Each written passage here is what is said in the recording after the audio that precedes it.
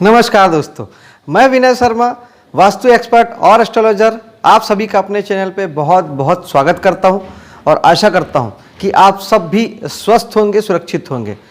दोस्तों, वृषभ राशि वालों के लिए 2023 का वर्ष कैसा जाएगा, आइए ये जानते हैं। लेकिन दोस्तों, एक महत्वपूर्ण बात मैं आपको बता दूं कि अब नए वर्ष से मैं आपका चाहे वर्ष फल हो या राशि फल हो, मैं इसे लग्न आधारित राशि पर बता रहा हूं। इसका अर्थ यह है कि चंद्रमा जिस राशि में होता है उसे हम चंद्र राशि कहते हैं, और लग्न में आपके जो कुंडली का जो पहला भाव होता है उसे हम लग्न कहते हैं। वहां पर जो राशि होती है उसे हम लग्न की राशि कहते हैं या लग्न राशि कहते हैं, या बोलचाल में हम लग्न भी कहते हैं कि मेरा लग्न मिथुन लग्न है, मेरा लग्न कर्क है, मेरा लग्न सिंह है। जो राशि होती है उसी के आधार पर हम उसे लग्न कहते हैं। कारण यह है कि अगर राशि फल से आपको 40 से 50% आपको अगर राशि फल सही निकलती है, एक एवरेज, तो आप यकीन मानिए कि जब आप लग्न से आप राशि फल देखेंगे, यानी लग्न की राशि से राशि फल आप देखेंगे, तो आपको वही राशि फल 80 से 100% तक आपको सही फलित आएगा और आपको सही भविष्यवाणियां मिलेगी। आपको जीवन में घटनाएं ज़्यादा एक्यूरेट मिलेगी। आप इसे प्रैक्टिकल देख सकते हैं।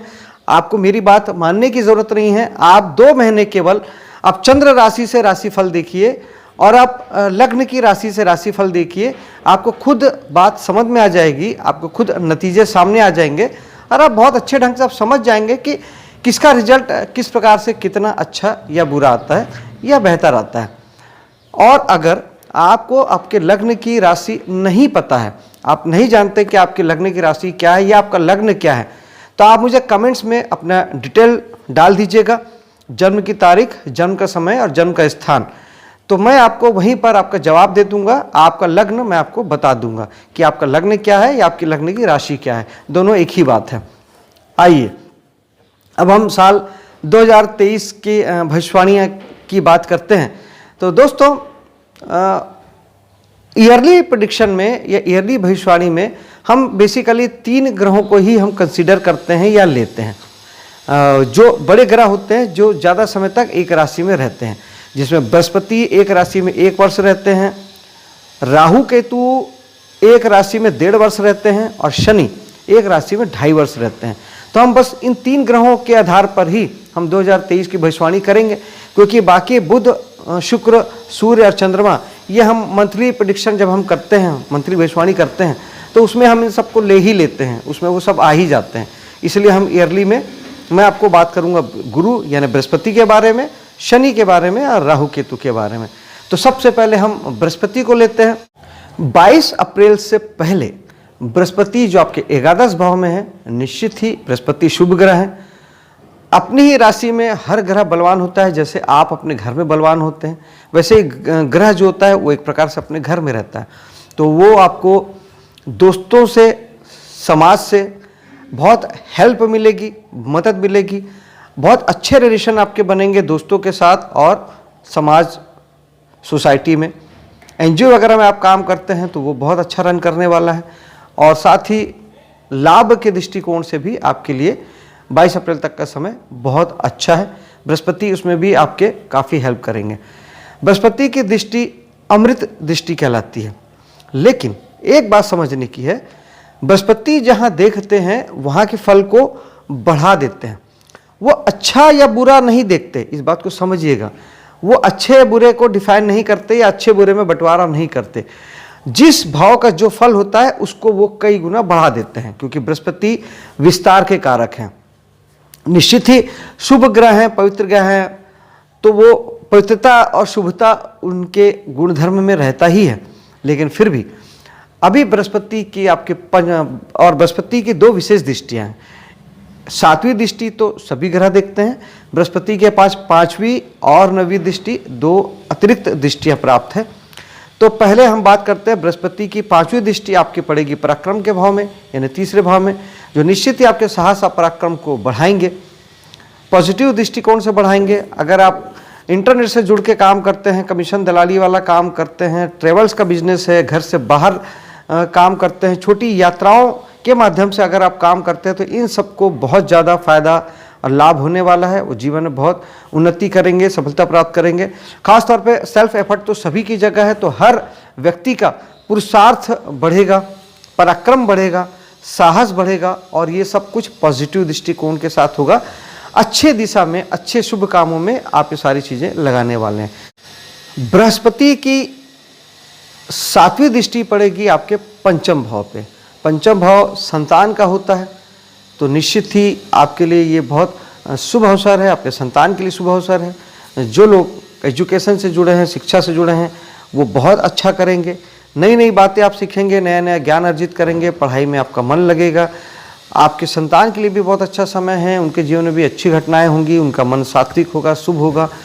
आपके साथ उनके संबंधों में मधुरता आएगी। कला और मनोरंजन जगत से जो लोग जुड़े हैं, जो मनोरंजन देते हैं या किसी प्रकार के कला से जुड़े हैं, आप नृत्य, गीत, संगीत, चित्रकारी, पेंटिंग आदि से, तो आप निश्चित ही बहुत अच्छा करने वाले हैं। इस समय आपका बहुत अच्छा रिजल्ट आपका आएगा।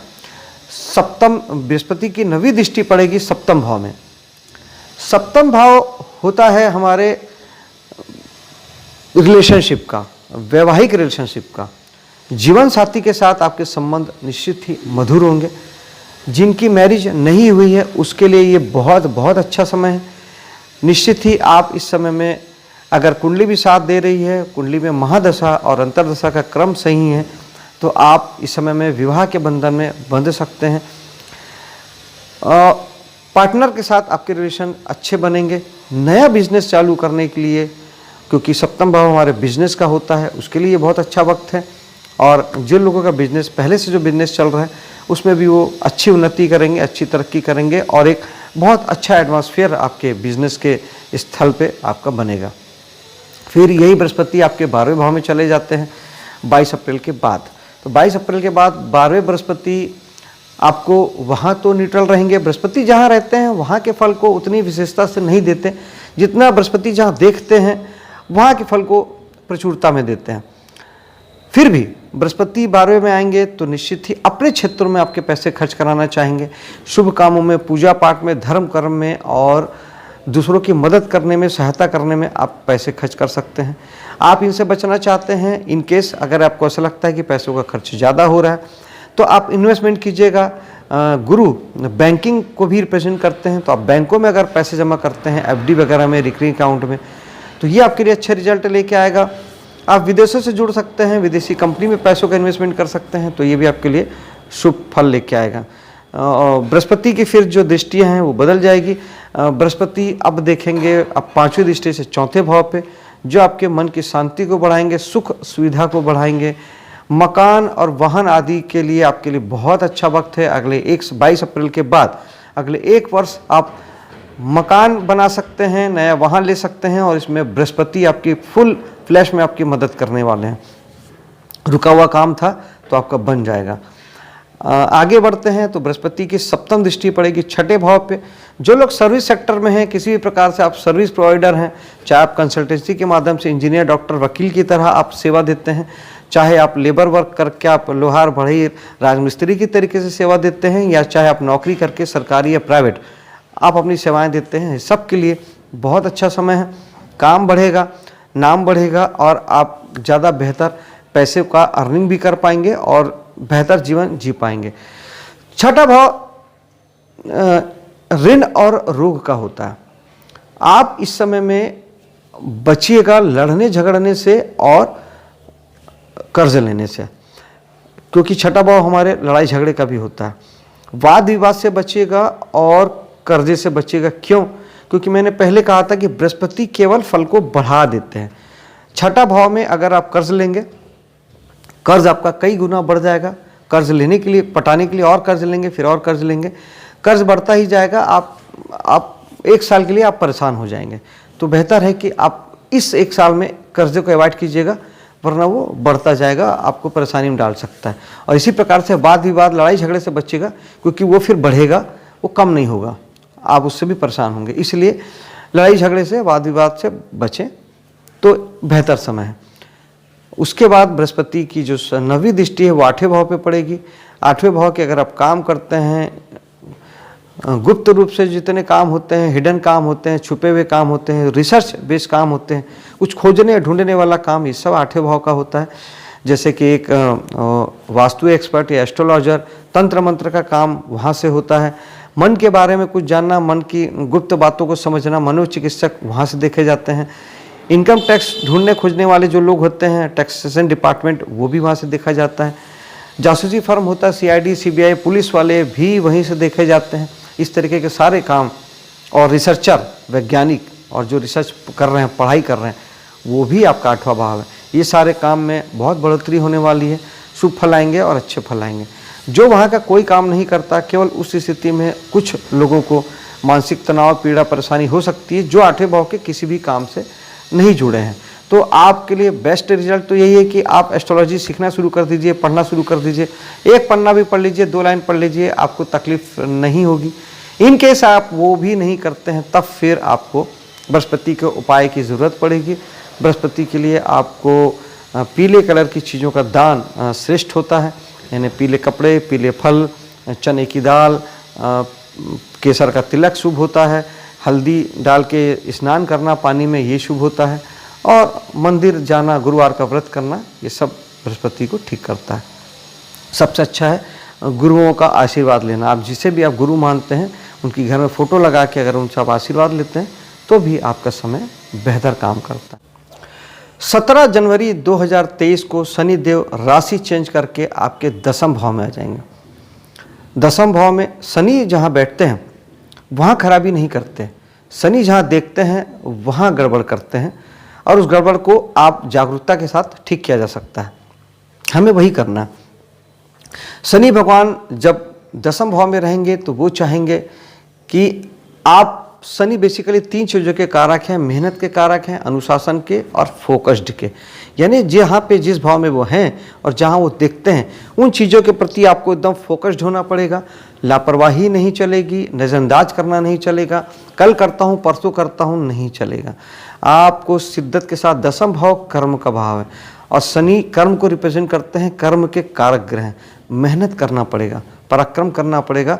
यानी आपको अपने काम से आप अब जी नहीं चुरा सकते, आप बच नहीं सकते। अगर आप बचेंगे तो फिर आपको तकलीफ आएगी। 10वां भाव मान सम्मान प्रसिद्धि का भी है। आप आम पब्लिक में प्रसिद्ध हो सकते हैं, बशर्ते आपको फिर उनके लिए, उन चीज़ों के लिए आपको मेहनत करना पड़ेगा। नाम प्रसिद्धि पाने के लिए आपको फिर कुछ करना पड़ेगा, कुछ जुड़ना पड़ेगा। आम जनता के लिए आपको कुछ एक्टिवनेस होना पड़ेगा, एक्टिव होना पड़ेगा। खासतौर पे जो लोग राजनीति से जुड़े हैं, उन्हें अगर अभी तक नाम प्रसिद्धि मिल रही थी और अभी अगर वो ध्यान नहीं देंगे, सोचेंगे पुराना किया हुआ काम चल जाएगा, तो नहीं चलेगा। आपको मेहनत करनी पड़ेगी, तब आपको नेम फेम मिलेगा। 10वें भाव के स्वामी शनि अपनी तीसरी दृष्टि डालेंगे। शनि के पास भी 2 विशेष दृष्टियां हैं, एक तीसरी और एक 10वीं। 7वीं दृष्टि में सभी देखते हैं, तो तीसरी दृष्टि डालेंगे 12वें भाव पे। ये आपके लिए पॉजिटिव है, क्योंकि शनि जहाँ देखते हैं वहाँ के फल को खराब करते हैं। तो आपके खर्चों को खराब करेंगे, आपकी बीमारियों को खराब करेंगे, आपके नुकसान को, कष्ट को शनि खराब करेंगे। ये आपके लिए एक अच्छा है। लेकिन हाँ, आप अगर इन्वेस्टमेंट करते हैं, तो इन्वेस्टमेंट के लिए आप फिर बहुत अवेयरनेस के साथ, बहुत सोच समझ के, जागरूकता के साथ चीज़ों को कीजिएगा। मतलब ऐसे ही यूं ही आप इन्वेस्टमेंट नहीं कर सकेंगे। आपको अगर कहीं आप इन्वेस्टर की भूमिका में हैं, तो अब आपको, क्योंकि शनि वहाँ देख रहे हैं, तब वो चाहते हैं कि आप अतिरिक्त प्रयास करें, अतिरिक्त जानकारी इकट्ठी करें, मेहनत करें। और इवन आप अगर रोग बीमारी भी आपको किसी प्रकार की अगर होती है, तो उस स्थिति में भी आपको ज़्यादा अवेयरनेस रखना पड़ेगा। आप लापरवाही ना करें, हेल्थ के प्रति आप सचेत रहें, क्योंकि 12वां भाव हॉस्पिटल का होता है। तो बेहतर है कि, हालांकि शनि वहाँ के फल को खराब ही करेंगे, बढ़ाएंगे नहीं, लेकिन फिर भी आप अगर अपने शरीर को लेकर जागरूक रहते हैं, योग ध्यान प्राणायाम करते हैं, थोड़ा सा रनिंग शनिंग करते हैं, जिमिंग वगैरह करते हैं, बॉडी बिल्डिंग कुछ करते हैं, कुछ हेल्थ संबंधी कुछ भी थोड़ा बहुत करते हैं, तो ये आपके लिए बेहतर है, आपको अच्छा रिजल्ट आएगा। अब यहाँ से हम चलते हैं, शनि की 7वीं दृष्टि पड़ेगी 4थे भाव पे। तो अब अगर आप, 4था भाव हमारे मन की शांति का है, सुख का है, और मकान का है, और गाड़ी का है। यहाँ पर इन चीज़ों को लेके अब आप लापरवाही नहीं कर सकेंगे, आपको जागरूक रहना पड़ेगा। एक तरफ बृहस्पति है जो आपको अगले साल पूरे साल अच्छा फल दे रहे हैं इन सब चीज़ों के लिए, लेकिन आपको उसके पीछे भिड़ना पड़ेगा। शनि चाहते हैं कि आपको भिड़ना पड़ेगा, मकान के पीछे लगना पड़ेगा, गाड़ी के पीछे लगना पड़ेगा, और मन की सुख शांति, घर गृहस्थी की सुख शांति के लिए आपको लगना पड़ेगा, अपना अटेंशन देना पड़ेगा। फोकस, अनुशासन और मेहनत, ये तीन चीज़ आपको वहाँ पे लगेगी तो शनि तकलीफ नहीं देंगे। अगर आपने अपने घर के प्रति ध्यान नहीं दिया, मन की शांति के लिए ध्यान नहीं दिया और गाड़ी घोड़े के पीछे ध्यान नहीं दिया, उस स्थिति में आपको शनि बेसिकली दुख के कारक हैं। शनि अपनी उपस्थिति दुख से बयान करते हैं, तो वो आपको दुख देंगे, उन चीज़ों को लेके आपको दुख की प्राप्ति होगी। कब? जब आप इन चीज़ों को अनुशासित होकर मेहनत करके या फोकस्ड वे में नहीं करते हैं तब। और शनि की फिर अगली दृष्टि पड़ती है सप्तम भाव पे। सप्तम भाव बिजनेस का होता है, जीवन साथी का होता है। अब यहाँ पे आपको शनि जब तक दसम भाव में है, अगले 2.5 वर्ष आपको फोकस्ड होना पड़ेगा बिजनेस को लेके, अगर आप बिजनेसमैन हैं तो, और जीवन साथी को लेके। जीवन साथी के पीछे लगना पड़ेगा, समर्पित होना पड़ेगा, उनके प्रति आपकी अवेयरनेस ज़रूरी हो जाएगी, समय देना पड़ेगा। अभी तक बिना ध्यान दिए अगर चल गया था तो अब नहीं चलेगा, और नहीं तो फिर शनि केवल दुख देंगे और कुछ नहीं करते हैं। आप दुखी हो जाएंगे, अपने बिजनेस से दुखी हो जाएंगे, जीवन साथी से, बिजनेस पार्टनर से। नहीं चाहते दुखी होना, मेहनत कीजिए, अनुशासित रहिए और फोकस्ड हो जाइए इन चीज़ों को लेकर। उपाय के तौर पे हम, अगर आप चाहते हैं कि सब चीज़ों के अच्छे रिजल्ट आएँ और शनि के दुख जो में कमी आए, तो ये मेरा अनुभव गम्य एक आपको उपाय मैं बताता हूँ कि ग्रहों का जो दान होता है वो काफ़ी हद तक ग्रहों को ठीक करता है।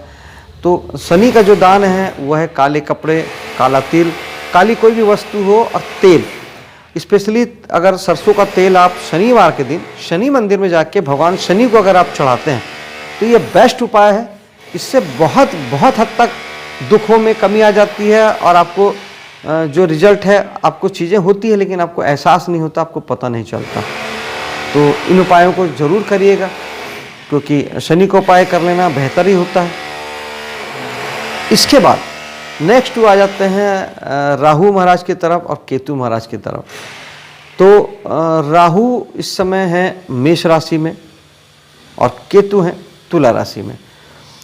बेसिकली राहु जहाँ पर होते हैं वहाँ के लिए आपको ज़्यादा ज़िद्दी बनाते हैं, आपको ज़्यादा दौड़ाते हैं, ज़्यादा भगाते हैं, विचारों में ज़्यादा उलझाते हैं, क्योंकि राहु केवल सर है। तो केवल विचार विचार विचार, टेंशन देते हैं, मानसिक परेशानी देते हैं, भटकाते हैं, भ्रम देते हैं, इल्यूजन देते हैं, जो नहीं है वो दिखाते हैं। तो चूँकि 12वें भाव में है, इसीलिए आपको एक चीज़ के लिए बहुत ज़्यादा सचेत होने की ज़रूरत है। 12वें भाव इन्वेस्टमेंट का होता है। भूल के भी बहुत सोच समझ के, बहुत जांच पड़ताल करके ही अपने पैसों का इन्वेस्टमेंट कहीं कीजिए। कहीं भी पैसे लगाना है वो बहुत सोच समझ के लगाइए, क्योंकि राहु षड्यंत्र भी है, राहु धोखा भी है। आपके साथ धोखा हो सकता है, आपके साथ फरेब हो सकता है, आपके साथ षड्यंत्र हो सकता है, चीटिंग हो सकती है आपके साथ, आपके पैसे डूब सकते हैं। इस बात का विशेष ध्यान रखिएगा। और राहु खर्च, 12वां भाव खर्च है, और राहु अनैतिक भी है। तो आपके पैसे इस समय में बिना वजह खर्च हो सकते हैं, अनैतिक कामों में खर्च हो सकते हैं, और भ्रम में खर्च हो सकते हैं। आप और कमाई के लालच में, ज़्यादा पैसों के लालच में आप कहीं ऐसी जगह पैसे लगा सकते हैं जो आपके पैसे डूब सकते हैं। उन चीज़ों से बचिएगा। खर्च के मामले में अगर 12वां भाव मेडिटेशन का होता है, राहु स्वयं मेडिटेशन के कारक ग्रह हैं, तो अगर आप थोड़ा ध्यान वगैरह करते हैं तो इन फलों में आपके साथ कमी आएगी। भ्रम से आप बाहर निकलेंगे, सपनों से आप बाहर निकलेंगे, क्योंकि राहु सपने दिखाते हैं, भ्रम में उलझाते हैं, माया में फंसाते हैं और फिर तकलीफ देते हैं। तो अगर तकलीफ़ें ज़्यादा है, आप ऐसा अगर रियलाइज़ कर रहे हैं, महसूस कर रहे हैं, तो फिर थोड़ा ध्यान वगैरह करने से आपको अच्छे रिजल्ट की प्राप्ति होगी। और राहु के लिए एक सूखा नारियल बहते जल में बहाना, ये उसका अच्छा उपाय है। दोस्तों, 12वें भाव में ही 22 अप्रैल के बाद बृहस्पति आ जाएंगे और राहु केतु अपनी राशि अक्टूबर में बदलेंगे। अक्टूबर तक के राहु आपके 12 भाव में रहेंगे। तो ये गुरु चंडाल योग कहलाता है। जब बृहस्पति और राहु एक साथ होते हैं इसे हम गुरु चंडाल योग कहते हैं। तो ये आपके लिए विशेष तौर पे अप्रैल में जब बृहस्पति आएंगे और जब पर्टिकुलर 8 डिग्री के आसपास जब राहु और बृहस्पति एक साथ रहेंगे तो इसका इफेक्ट आपको ज़्यादा देखने के लिए मिलेगा। हालांकि गुरु चंडाल योग तो आप पूरा अक्टूबर तक, जब तक राहु वहाँ है तब तक के कहलाएगा, अप्रैल से लेकर अक्टूबर तक। लेकिन इसका रिजल्ट जो है विशेष तौर पर आपको 1.5 महीने ज़्यादा प्राप्त होगा जब 8 डिग्री में राहु और बृहस्पति दोनों साथ होंगे। उसके बाद फिर उनकी दूरी बढ़ती चली जाएगी। तो ये समय है मई से लेकर आधे जून तक का, 1.5 महीने का समय। तो ये मई और जून में थोड़ा ज़्यादा ध्यान रखेंगे। खर्चों पे विशेष तौर पे ध्यान रखेंगे। आपके अनाप शनाप खर्चे हो सकते हैं, अनैतिक कामों में खर्च हो सकते हैं, भ्रम में आप उलझ सकते हैं, किसी प्रकार के आपके साथ चीटिंग हो सकती है। प्लीज़ पैसों का बिल्कुल खर्च रोक दीजिए, अपने हाथ को बांध लीजिए। इन्वेस्टमेंट बिल्कुल भूल के भी एक पैसे का इन्वेस्टमेंट इस 2 महीने में, इवन मैं तो कहता हूँ कि 4 महीने पूरे, अप्रैल से लेके अक्टूबर तक 6 महीना आप किसी प्रकार के इन्वेस्टमेंट से बचें और करते हैं तो बहुत सोच समझ के अच्छी तरह जांच पड़ताल करके ही करें। मेडिटेशन जरूर करें। और फिर केतु पे आते हैं। तो केतु आपके 6ठे भाव में हैं। केतु आपके साथ ये कर सकते हैं कि केतु जहाँ राहु बांधते हैं, मोह माया के कारक हैं, केतु आपको खोलते हैं, विरक्ति करते हैं, डिटैचमेंट देते हैं। केतु मोक्ष के कारक हैं। तो पहले दुख देते हैं और दुख देख के, प्रॉब्लम देख के फिर वहाँ से आपको मुक्त करते हैं, वहाँ से हटाते हैं। तो काम, चूँकि 6ठा भाव हमारे सर्विस सेक्टर का है, हमारे काम धाम का है, नौकरी चाकरी का है, तो निश्चित ही उन जगहों पे आपका मन हटेगा, नौकरी बदलने का मन करेगा, काम चेंज करने का मन करेगा, काम को बदल दूं क्या ऐसा मन करेगा। इन सारी चीज़ों से आपको केतु विरक्ति देंगे।